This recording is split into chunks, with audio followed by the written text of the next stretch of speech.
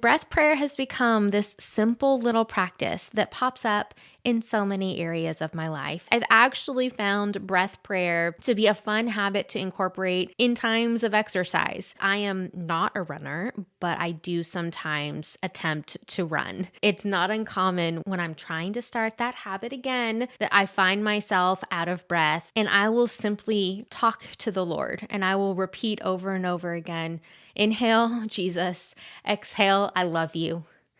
Inhale, Jesus. Exhale, I love you. And so if you have been engaging with us through this series, I hope that breath prayer proves to be as helpful and fun and engaging for you as it has for me. We're wrapping up this series today as we conclude in Psalm 23, verse 6, which says, "Surely goodness and mercy shall follow me all the days of my life, and I shall dwell in the house of the Lord forever."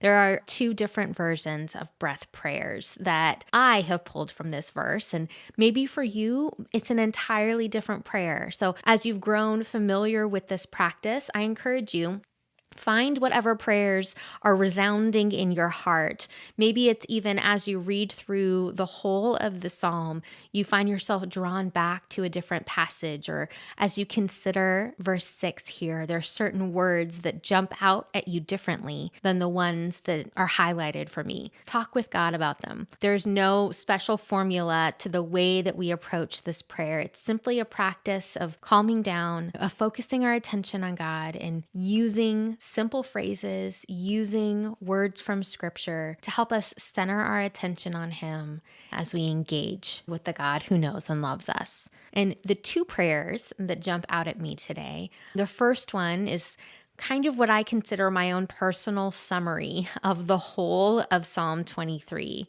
And that summary is, I am safe in your loving care. As I reflect on God as my good shepherd, my caregiver, who guides me through, who sustains me through, who is my safety and my close companion as I navigate life. So I love this opportunity to repeat that back to God as I breathe. I am safe in your loving care. And the second prayer that is highlighted for me is the prevalence of God's goodness and mercy. The visual I see in this verse is really God's goodness before and behind and inviting us always. So we begin the whole of the psalm with, "The Lord is my shepherd. I shall not want. He leads me. He makes me lie down." God goes with and God goes before. And then we end the psalm with His goodness and mercy following me, coming behind me. "And I shall dwell in the house of the Lord forever." That I come into the place where God's Spirit dwells and I get to live and rest and thrive in God's presence. God before me, God behind me, God around me. The breath prayer that reminds me of is really focusing on what comes after me. Your goodness and your mercy follow me. As God guides us through life, as we learn to walk and rest and receive and eat and be with Him, His goodness and His mercy follow behind us. Even in the times when I'm not aware of it, or it may be harder to recognize in my day-to-day life, I know that His word is true. So I know that His goodness and mercy follow me.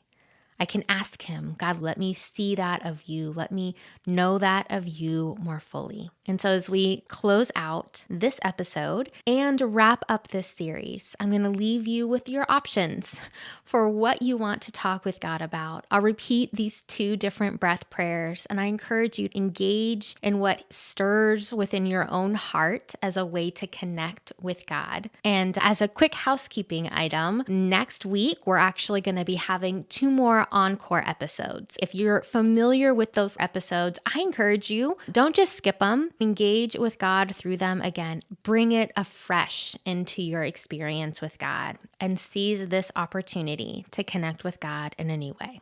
And so we're closing out this episode with 2 different breath prayers. The first one is we inhale, I am safe, and exhale, in your loving care.